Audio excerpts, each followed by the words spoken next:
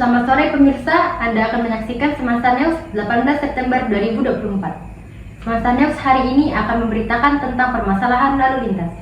Sering kita dengar tentang terjadinya kecelakaan lalu lintas yang mengakibatkan kerugian materi dan korban jiwa. Diharapkan narasumber bisa menjelaskan tentang cara upaya pencegahan kecelakaan lalu lintas. Baiklah, kita telah terhubung bersama rekan kami, Raihan, yang berada di lokasi wawancara. Baik, terima kasih Rainata yang berada di studio. Pemirsa, sekarang ini saya dan tim sedang berada di kediaman Aibda Farmin sebagai narasumber.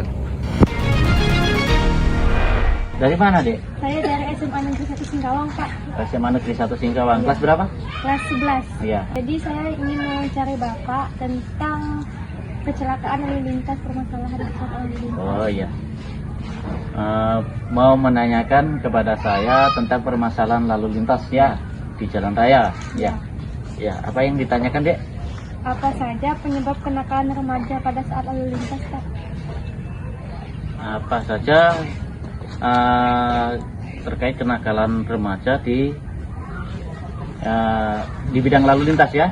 Ya, di kenakalan remaja di bidang lalu lintas ya, antara lain seperti kebut-kebutan di jalan, terus pelanggaran lalu lintas seperti tidak mengenakan helm, terus kemudian penumpang, kalau bahasa kerennya di sini tanjal lah.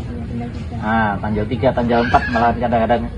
Nah, itu dan penumpangnya lebih dari kapasitas yang sesuai peruntukannya. Terus di samping itu kenakalan remaja yang lain seperti mungkin narkotika, terus kemudian penggunaan medsos yang sembarangan. Jadi kita fokus ke permasalahan lalu lintas ya. Gimana? Apa yang ditanyakan? Jadi bagaimana faktor penyebab dari kecelakaan lalu lintas? Faktor-faktor penyebab laka lantas ya, kecelakaan lalu lintas ya. Kecelakaan lalu lintas bahasa kami seringnya disebut laka lantas ya. Jadi ada beberapa faktor penyebab terjadinya kecelakaan lalu lintas ya.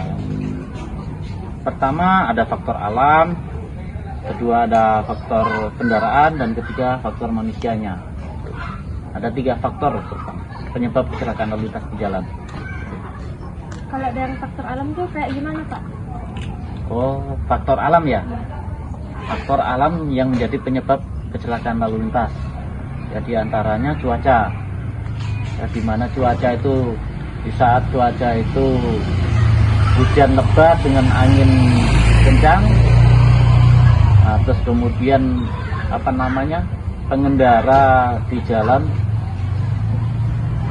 tidak menyesuaikan kecepatan dengan situasi alam, ya akan berpotensi terjadinya benturan angin sama kendaraan itu, bisa terjadi kecelakaan lalu lintas. Terus kemudian faktor alam yang lain seperti tanah longsor, terus kemudian ada pohon tumbang, itu juga ada faktor jalan ya, berarti jalan rusak. Kalau misalnya dari faktor manusia? Nah, kalau faktor kecelakaan lalu lintas yang diakibatkan dari manusianya ya seperti manusia itu pertamanya kan ada pengguna kendaraannya. Ya, pengguna kendaraan itu ada yang menggunakan ada yang berjalan kaki, ada yang menggunakan sepeda, ada yang sepeda motor, ada yang mengendarai mobil. Ya kan, itu untuk di jalan raya. Jadi yang pertama untuk bagi pejalan kakinya yang pernah dulu pengalaman juga pernah di lalu lintas, jadi kadang-kadang nyebrang jalan itu kurang perhatikan kendaraan, sehingga itu biasa anak-anak tuh pasca kosong lari, akhirnya mobil langsung akhirnya basin. Terus kemudian mungkin pengendaranya mabuk atau ngantuk. Kalau boleh tahu, kapan waktu yang berpotensi untuk terjadinya kecelakaan lalu lintas, Pak? Ya, waktu-waktu yang sangat berpotensi terjadinya kecelakaan lalu lintas itu pada saat jalur lalu lintas padat, yaitu terutama mungkin jam-jam pagi tidak mau masuk ke sekolah belajar, terus kemudian orang yang mau bekerja, lalu lintas di situ akan padat. Nah, di situ semakin padatnya kendaraan ya potensi terjadinya kecelakaan lalu lintas akan semakin tinggi. Terus kemudian momen-momen di samping padatnya lalu lintas ya momen-momen seperti gangguan alam tadi itu, tiba-tiba cuaca angin apa ya, itu juga dapat potensi menambah potensinya terjadinya kecelakaan. Apa himbauan dari Bapak untuk mencegah kecelakaan lalu lintas? Ya, kebetulan saya fungsi Binmas ini ya. Saya sering turun dan sosialisasi ke sekolah maupun ke masyarakat, ya menghimbau untuk kita bersama-sama menekan atau mencegah terjadinya kecelakaan lalu lintas. Jadi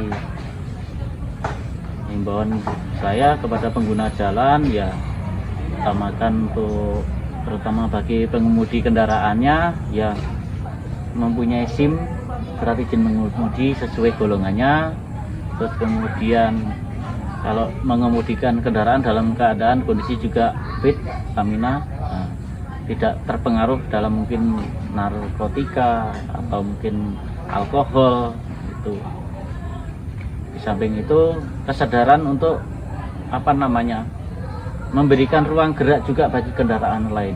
Jadi di jalan itu jangan terlalu memaksakan dirinya, ini harus saya terus gitu maju. Nah, jadi toleransi, kita kembangkan toleransi saling menghargai dalam berkendara itu akan lebih bagus lagi.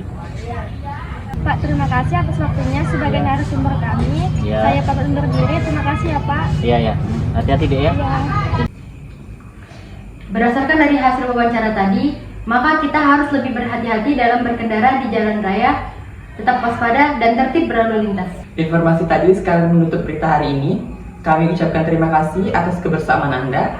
Saya Rafael Patalu. Saya Renata Jasmine Pasa. Pamit undur diri. Selamat sore.